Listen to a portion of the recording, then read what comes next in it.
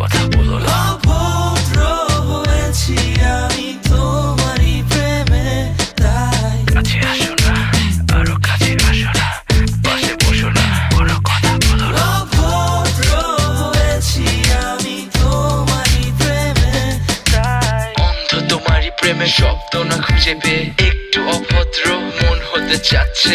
আসো না মেলে দিয়ে তোমারই সেই চুল করে ফেলি